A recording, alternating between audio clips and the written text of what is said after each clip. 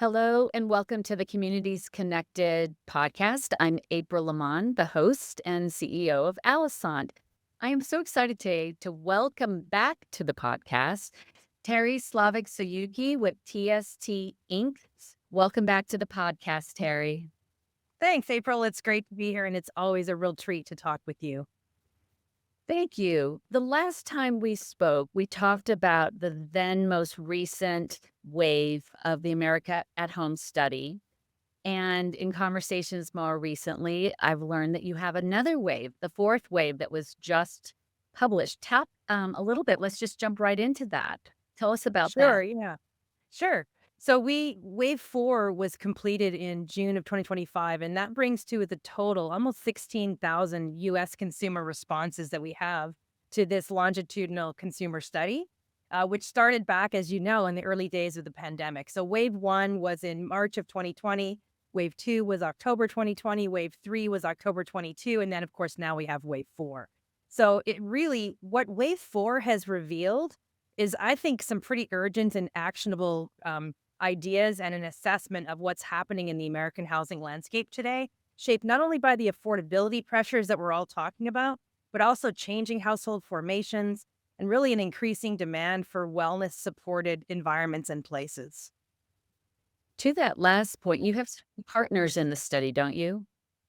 Yes, we do. Yes, thanks for asking. So, this study was conducted in partnership with both the Housing Innovation Alliance, which is a crowdsourced, industry based organization of more than 2,000 members, including builders, product designers, developers, and so on, and the University of Pittsburgh's Mascaro Center for Sustainable Innovation. So, the combination of those two groups really helps us take what we did in the previous waves of the study in terms of bringing the data to life to an even more important level. That's great. I'm thinking that you talked about this really having some pivotal insights. What's changed in terms of the core themes and ideas that have come out of this wave versus maybe what you saw in the last few years? Yeah, I love that question because I think on the surface, it's really easy to say, well, we all know the same narrative points we've been talking about for 5 years now, right? Affordability, smaller homes, and so on and so forth. And all those things are really important and haven't changed. But there are kind of three big things that I think are foundational to these new insights. The first is decision confidence. So today, as of our last wave, more than 30%, there's been a more than 30% increase in the number of people who say they're uncertain or have a greater anxiety about making housing choices today. So that's Mm, not just about affordability, but it's right. also about product clarity, product differentiation, adaptability, and then cost predictability, both in the purchase price and also the operating costs of the home. So I think decision confidence is one huge change. The second big change we saw really is experimentation. So even with financial constraints, the aspiration for homeownership is still high. We found that about 65% of people say they do intend to buy a home in the next 5 years, but how they plan to get there and what they're looking for is different than it was even 2.5 years ago. So there's a growing number of people saying they're open to alternative paths, showing real shifts in mindset and also not just preferences. So things like April, for example, 50% of people told us they're open to a rent to own model, which we've never heard of before to that degree, up Yeah. from 33% just 2 years ago. Smaller home, 40% of people said, yes, I want that, versus 21% just a few years ago. Smaller yard, 41% said, yes, I'll do that. And a smaller or no garage, more than a third of respondents said that was important today as well. Those are some very fundamental shifts They in a are. short Yeah. period of time. Um, when you think about those changes, what do you think the key takeaways are for the industry? Well, I think it really again shows that consumers are not just looking at affordability and it's not about making a cheaper home. They're looking at alternative paths to purchase or alternative styles of living. And I Yep. think it really points to shifts in mindsets, right? So you look at generational shifts and you look at what's coming up with Gen Z and the generations behind them. Yep. And I think they're looking and asking themselves different questions. And I personally think, home ownership as a financial tool or a financial investment may no longer be the primary reason people make to choose that choice, right? So I think that it's really a fundamental change. Yeah, and we're seeing that in articles in public, the big public outlets like Wall Street Journal seems to be very keen on this topic right now. How are the wellness metrics shifting? Yeah, I love that question. So you may remember we asked about wellness in a couple of ways to really dig into what it means. So, first of all, we asked people to tell us how important various domains of wellness are Yeah, in their lives. So, physical, emotional, social, mental, civic, financial, and so on. So we said, on a scale of 1 to 5, how important is this in your personal life? yeah, And then the next question was, okay, great. How satisfied are you with that metric in your life? Some huge deltas that continued to increase since the pandemic, which frankly surprises me because remember, the motivation for this study was a global health pandemic. So yeah. you'd think coming through that, we would be maybe taking, yeah, but it's actually not. So I'll give you three big ones. So financial wellness is very important to 87% of respondents today. So again, 6,000 Americans, right? 87% said financial wellness is very important. Only 45% are satisfied with it in their own personal lives. That's a 42% delta. The second one is physical wellness. 80% said that's very important in my life, but only 47% are satisfied. That's a 33% delta. Then the third big one, which I think really has impact on community design as well as home design, emotional well-being. 79% said it's very important in my life, but only 57% of us are satisfied with. That's a 22% delta. So there's the metrics right there, right? Yeah. Those are the opportunities. How can the spaces and places we build support these wellness domains and give people a better chance to really close that gap between importance and level of satisfaction?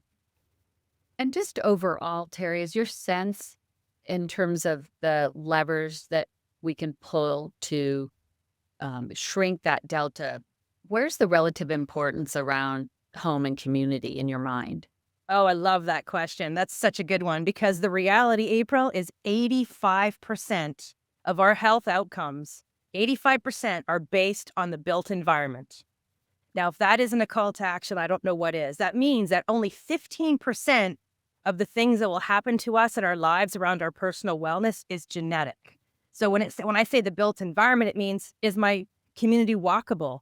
Do I have access to healthy food? Do I have access to clean water? Do I have places to gather and connect and socialize with others? Do I feel safe? Yeah. Do I feel like I can afford to live a life that's not just hand to mouth every month, but do my children, if I have children, do they feel like there's opportunities for them in the future? All those things. Are we protecting the environment in a way that we're ensuring that this planet exists for the generations beyond us? So I think it's really, really important. And, if you look at how we lived back generations before, we didn't live the way we live today in these sea of residential communities. We Right. lived in communities where there was residential and retail opportunities and commercial opportunities and places of worship and things that were all multi-use, much more closely organized Yeah. together. We need to get back to that. Well, this is very, very compelling data. It's very impressive to me, these shifts in, really a 5 year or even smaller window in terms Yeah. of the types of impact that the built environment, to your point, has on just overall wellness and across those many dimensions. It seems to me that the time is right for some changes in terms of Yeah. how we think about planning, how we think about creating community um, at every different level. I mean, what do you think the opportunities are? Where are these pivot points? Yeah, I think, well, first of all, I think you're right. I think the time is now. And I think, not just our data, but as you say, kind of the greater conversation that's happening Mhm. all around us really says that this is the time. Yeah, And I think if you look back over the last, 20 to 30 years, things were pretty easy, right? The population boom, with the wind was at our back. We could just keep building houses. For the most part, money was fairly cheap. People yeah, could afford it. Things kept going up in value. So you built wealth and equity. All that made a lot of sense. But I think that's not the case today. And I think having gone through the great financial crisis, I think there are millennials who might have seen their parents who would be, late stage yeah. boomers. Maybe they did everything right, but they still lost their home, right? So Mhm. there's that concern. Is this really as safe as I'm told it is? So I think Right. there's kind of three three really core areas where we need to be looking at changes. First is jurisdictionally.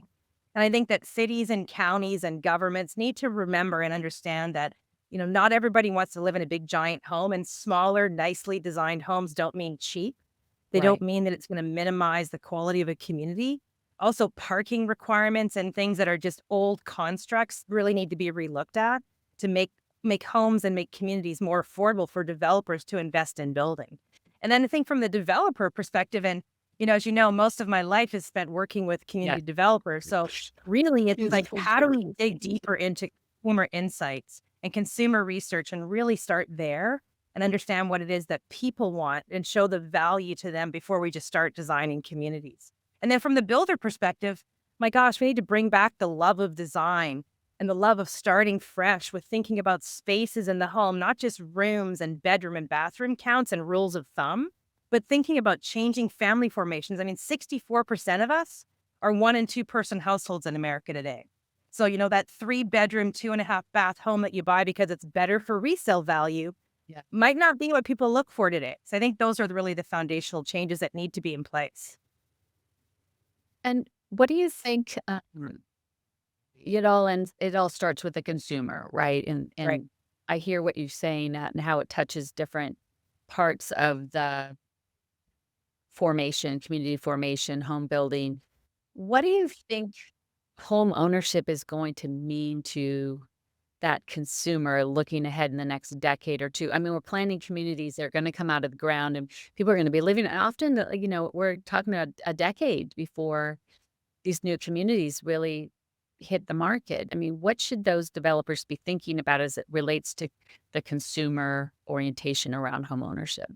Yeah, well, first of all, your point about the decade look is really critical. And that's what's so tough about this industry, quite frankly, is, we need to be designing things today that we know we're probably going to have to change over the life cycle of a community. So I look for little cues. I look for little insights that start small and might grow. So, for example, on top of the obvious concerns around affordability, one of the questions we've asked in the study, all 4 ways, is what does the concept of home mean to you? So, an indicator for me is in wave 4, more people than ever said home feels like a financial worry. That was a 7% increase. Right. I see your eyes. With a 6,000 sample size, 7% is a pretty seismic shift. Yeah. And secondarily, fewer people in wave 4 of our study said home equals a place that I own. And that dropped by 3%. So you start to look for those little indicators. And I'm not one to sit at all of the really informative, wonderful, motivating industry conferences when we all clutch our pearls and say, don't worry, demand is still strong. There's tailwinds, the demographics are in our favor. I think all that's true, but we're not looking deep enough. 9% of people told us in this study, I no longer aspire to be a homeowner. 24% who were homeowners and have chosen to now become renters. The reason why, April? Operating costs. It's not just the purchase price, insurance, taxes, maintenance, HOA dues. All of those things factor in. So it's a different financial Mhm. and a different emotional equation. Yeah. Well, I mean, that's really powerful. And it feels like a watershed moment in the sense of really trying to reimagine what we're building and who we're building for and directionally where their heads are moving. Right. One of the things you shared with me that I really thought was powerful in this wave is asking consumers how they would spend in their home. I don't want to give it away. You talk about that Sure. question. You learn from it because it's so powerful. Yeah, and it's funny because one of the things about consumer research is, it's easy to say, well, what do you want? And consumers will always respond, everything, right? Yeah, I want it all. So it's hard. It's hard as a sociologist and a researcher to kind of get to the core. And so from the start in our study, we really tried to look at behaviors and attitudes that have changed. Mhm. So we've asked for a number of times now, we've asked, what things are you doing more of or less of in your home? How has your behavior changed so that we can look at how they're using space differently? But the question you're referring to is this time we asked the question, if you had $50,000 to spend on your home, how would you spend it? And I'll give you what they said. The top 5 priorities were a better equipped and more modern kitchen for cooking. So that's huge. energy efficiency, better insulation, HVAC, more efficient lighting and appliances. And then the next three might surprise you because I think a lot of home builders right now are working hard to cut costs. And unfortunately, I think some of them are cutting these costs. Clean water, so whole house water filtration systems, clean air, whole home always on air filtration systems, and solar battery storage or Yeah. solar power generation. So the things that are really important to saving money and living a healthier, better life are the five things people said they would spend their actual hard-earned dollars on in their homes. As you say that, I think about Jubilee, Johnson project that Haley Peck is working on and creating a whole community identity around those types of system upgrades is it doesn't matter what home you buy in that community, you're going to get a home that offers many of those things that you're telling me consumers would prioritize taking money out of their own pocket for. So Right. it'll be really interesting to see their continued success at Jubilee. Right. So Absolutely. I mean, I'm sure you're familiar with that project. Yes, absolutely. Yeah. Um, so what I hear in that list are a number of ways to try and get some control over resource allocation, operating costs, and efficiency. I'm sure you can read even more into that. What do you see? Yeah, I see that, and I also see wellness. I see, I think the pandemic showed us just how important the air quality is around us, not just outside, but indoors as well, Yeah. clearly. So I think that people understand that now. I mean, the incidence of asthma in America is higher than ever. When you look at things like wildfires, dust storms, water-based weather events, all of those things impact the quality of air we breathe. I mean, I'm a cyclist and I like to ride my bike out in Palm Desert. Well, when it's been windy the night before, I feel the difference, Yeah. right? When my house has a layer of dust in it that it didn't have the day before. So those are things that I think people are more aware of now, not just Yeah. from maybe an inconvenience thing, but also from a personal health and wellness thing. So trying to control what you can control. I mean, if you're Yeah, and I absolutely think exposed to the broader elements, but how do you make your home healthier? exactly. And I think just again, wellness is the number one purchase motivator now for two studies in a row. But for this particular case, wellness rose to 60% in terms of the number of people who said, this is the reason I've chosen technologies in my home. It's no longer just to save money or save resources, but it's because it improves my Yeah. health and wellness. And that increased by 17% in That's just 2.5 years. yeah. So it's not just a nice to have, it is foundational and consumers are looking for it and spending their money and choosing where to live because of it. What would you say to a builder or developer whose response to that might be, well, not in my area or not for my uh, target market? How can you help us frame that type of increase? Is it attitudinally accurate across the country, across different age cohorts? I mean, what are you seeing in the data? That's a great question. What I would say is that our data shows that yes, it is important Mhm. across all areas of the country. There are no really substantial, meaningful regional differences. There Yeah. are some generational differences, April. And what I'll say is those are the bookend. So there are certain boomer segments and certain millennial segments for which wellness and wellness features are even more important than ever. Who are So buying I think houses right now? right. So I think that's what I would say, and I think that it's just not going away. I think the other thing I would say is just caution us about me search versus research, right? Oh, yeah. Back to Henry Ford. I mean, when Henry Ford built Ford Model Ts only in black, guess what car everybody wanted to buy? A Ford Model T only in black. If all you're building are 3-bedroom, 2.5-bathroom homes with tray ceilings and, wainscoting and porches that aren't big enough to sit on, then that's what's selling in your market.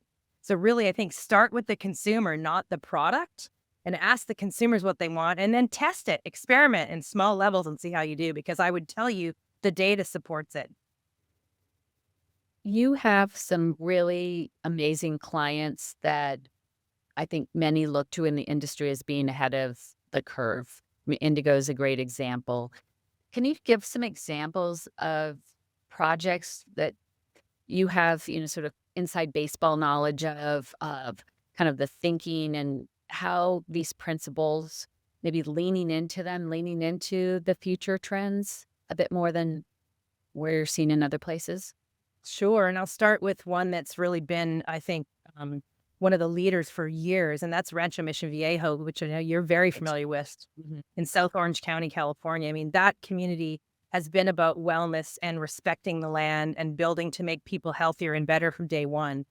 They were Right. just featured in the Global Wellness Institute's case study report, Build Well to Live Well, as one of the most inspiring large scale communities where wellness is foundational. So that development team literally took every domain of wellness and looked at it on the land plan and said, where are we designing to deliver social well being?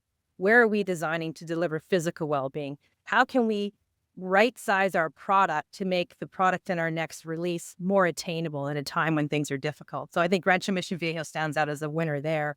From a For new sure. community perspective, Indigo, as you said, the Maristem Development Team's community in Houston, where the notion there was urban in the suburbs. And it's really a community that's a hole in the donut surrounded by a lot of Johnson developments, like you mentioned Jubilee a moment ago. And really what they did is took people first to heart. So people first design from the community plan itself, where every second street is a car-free green muse that gives you someplace to walk. We all talk about walkability, but if there's nowhere to walk to, why would I Right. walk?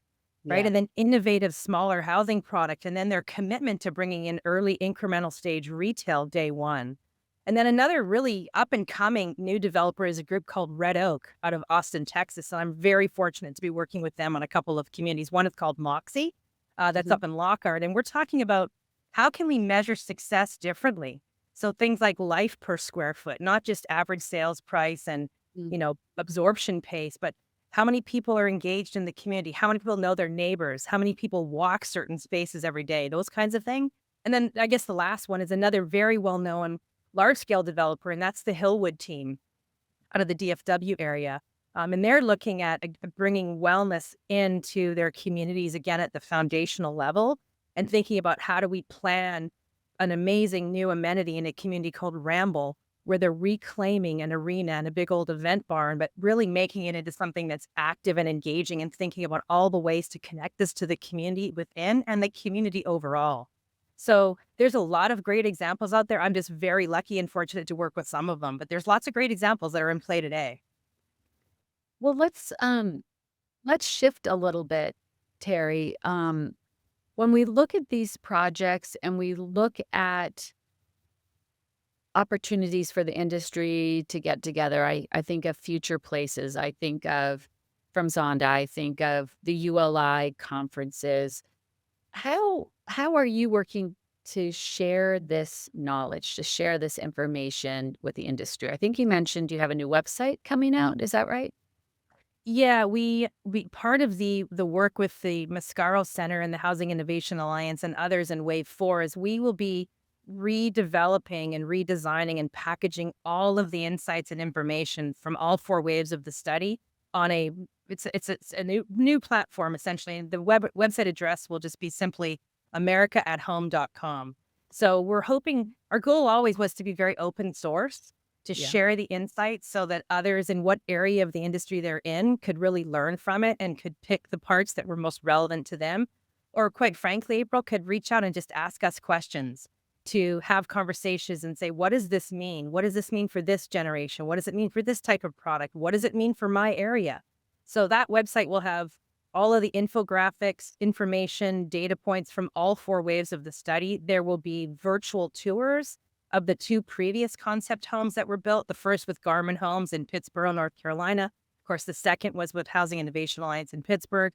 And then we'll also have some information and insights around another concept home that we're just beginning to design with Dahlin Architecture now. It will also be built this time, I think, with panelized construction methodologies, but also in Pittsburgh. So everything will be there for easy access, easy download.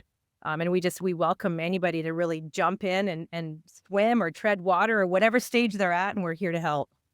And that's americaathome.com. And we'll make That's sure that correct. it's in the mm, uh, session notes as well. Terry, every time I encounter you here, there, and everywhere, you are incredibly generous with your insights and sharing to really elevate the whole industry and all of us, whether we're in technology or builders or developers. You know, I think we all are unified in believing that everyone deserves to love where they live. And what Yeah. that means today is shifting. And Yeah. Yeah, it is, and I think it's a really noble opportunity that we all have, and I think the more that we collaborate and just ask how might we look at this a little differently? How might we do things to really make the world better for all is really inspiring and motivating, and there's so many great examples of people in our business who are doing that day in, day out. for sure, for sure. Well, let's pause for a minute and shift gears. You've answered these questions for me before in the past, but it's been a couple of years, and I'd love to hear your thoughts on them today. I think of you as a very inspiring person, personally. I learn something every time we chat. That requires having a very full tank of gas, you know, to be that for so many other people, Terry. How do you stay inspired? Well, you're great. You're gracious. I mean, April, that's such a kind comment because I think you are really an industry leader. So thank you for that. Simply, I read a lot and I watch people. I'm a sociologist at heart. So when I'm traveling or walking or visiting a new neighborhood and I see people using space a certain way, I take note about it. I think about it. I ask myself, well, how might we make that better for them? How might we have done that a little bit differently? So I Yeah. think it's a combination of just reading others who have experienced the world and looking at it through their lens, and then looking at it myself, just observing and asking myself questions, really staying curious about what I'm seeing and how might I use those insights to help clients and others create better places for people. That's amazing. That takes such a centeredness and being present, right? And kind of looking at the world through perhaps a different lens. So maybe Right. that will inspire others to adopt your lens and Right. see what they can find as well. You've had an amazing career. We've talked about that a little bit more in the last episode. Um, you know, been a major force in development across the country. Now that you've embarked on this next wave of your career, like you know, we have stages in our career and we're learning and growing along the way. I always reflect, and I'd love to hear what you think. If you were talking to the 25-year-old Terry today, based on this vast experience and wide network, what advice would you give her? Oh, such a good question. And I reflected on it knowing you might ask me again. I think I would say, don't be afraid to bring up what might be a really small idea with confidence. Um, and I think find a way to bring that idea up with an audience in a manner that they can hear it. So I learned a lot in my career as the chief marketing officer that when I spoke to investment committee using jargon like SEO, SEM, KPIs, those sorts of things, that people didn't connect with the message I was trying to convey. So I think Mm. I would tell 25-year-old Terry to be less afraid to bring up new ideas with confidence and to think about how those new ideas might be received and heard from those you're speaking with so they have a Yeah. chance to be part of their success as well. That's great. I know we have a nice growing segment of our audience that's young and ambitious, and hearing from leaders like you, Terry, is so important in their journey. So thanks for sharing that with us. Thank you, April. It's been fun to talk with you again. I always enjoy your insights. Thank you. Same here. Terry, we're so excited for Wave 4 and all of the wisdom and insights that you're really funneling into every facet of the industry. Thank you so much for being with us today. Thank you, April.